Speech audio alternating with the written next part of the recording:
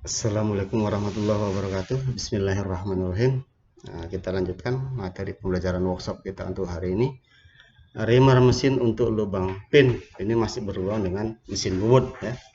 Reamer mesin untuk lubang pin apabila dilihat dari bentuk mata sayapnya terbagi menjadi tiga. Yang pertama reamer pin tirus, mata sayap lurus ya. Kemudian di gambar 233 lihat ini yang mata sayapnya lurus. Kemudian reamer pin tirus mata sayap spiral, ini yang bagian kedua, gambar 234. Kemudian reamer jenis ini berfungsi untuk membuat lubang pin tirus yang memiliki ketirusan standar. Ini yang mata sayap helix, yang ini yang spiral ya, seperti twister ya, yang ini spiral helix, seperti roda gigi helix, seperti ulir helix yang ada di jembatan-jembatan irigasi ya.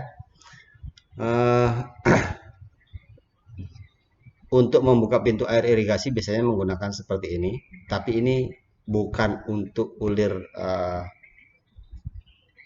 pintu air, tapi ini adalah reamer untuk membesarkan lubang tirus bermata sayap helix ya.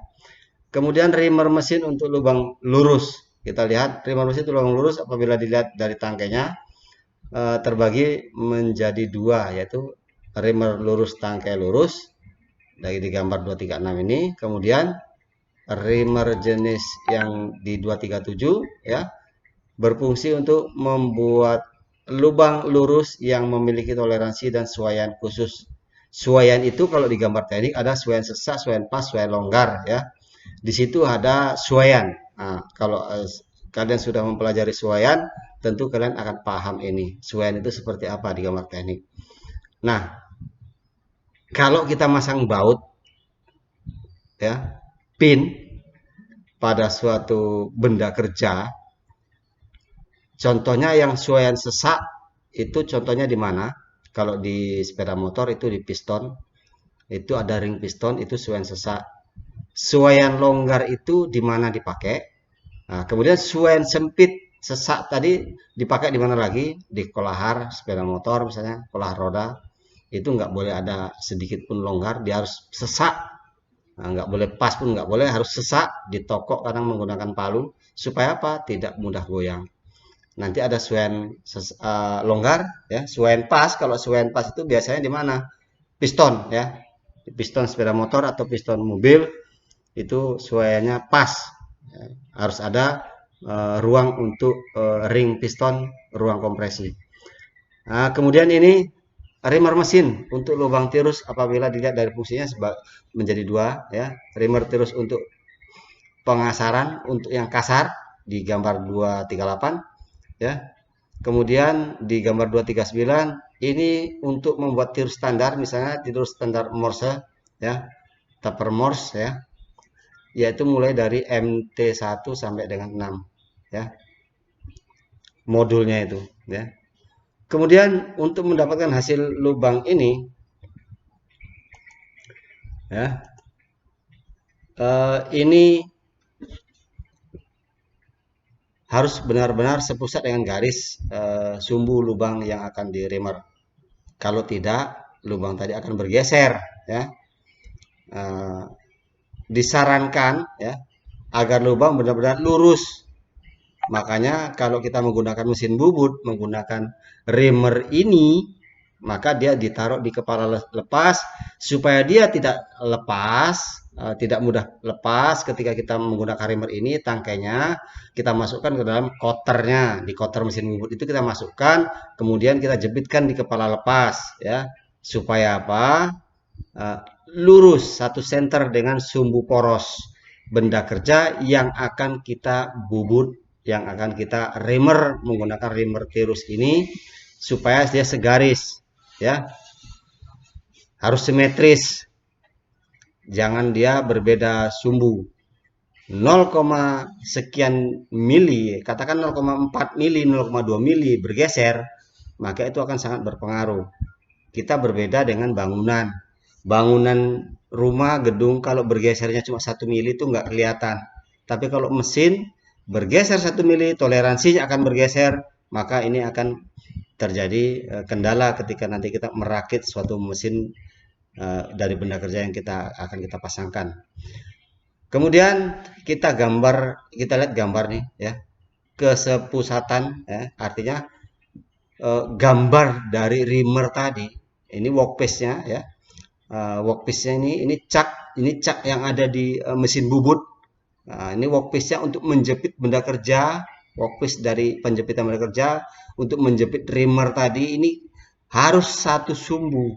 Nah, kalau ini enggak satu sumbu, garis titik, garis putus-putus ini menggambarkan sumbu dari poros cak yang berhubungan nanti dengan reamer yang akan kita masukkan ke lubang ini. Ini lihat gambarnya, ada L1, ada L2.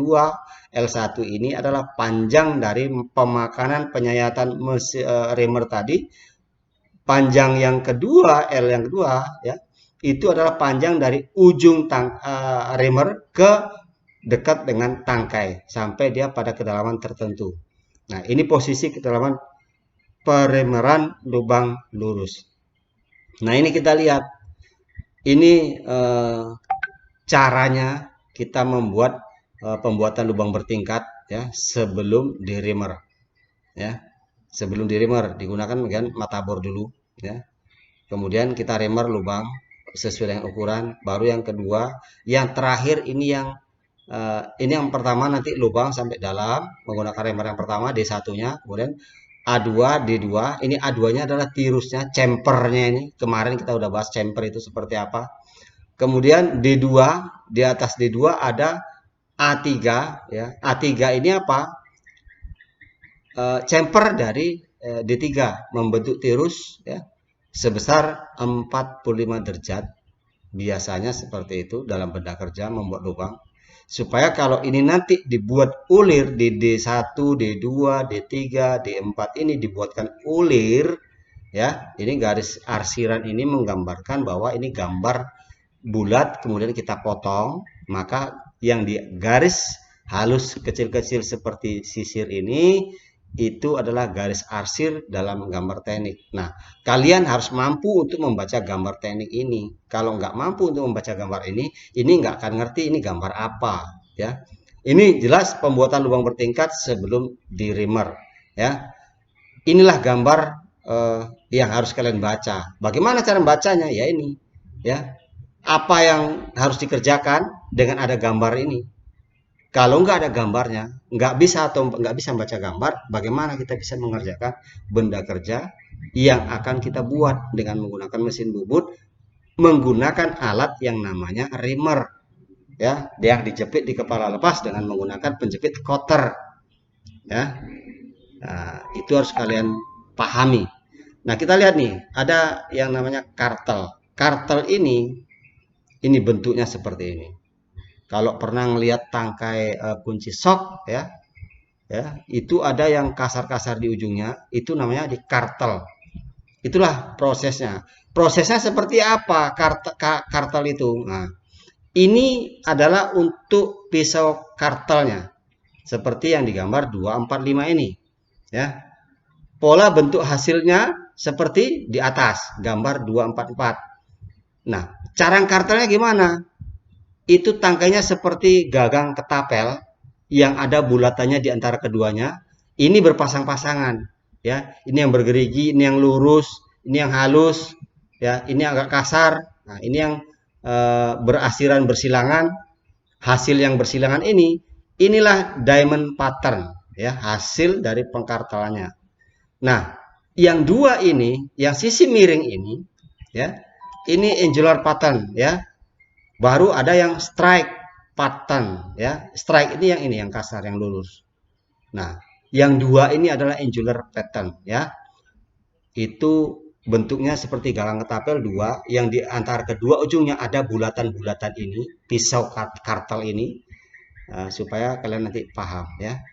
Demikian yang bisa Bapak sampaikan. Nanti prakteknya kita praktek di workshop mesin bubut ini supaya kalian tahu dulu materinya seperti apa, kartel itu apa, kemudian reamer itu apa. Nah, ini dia penjelasannya. Nah, nanti kalau sudah selesai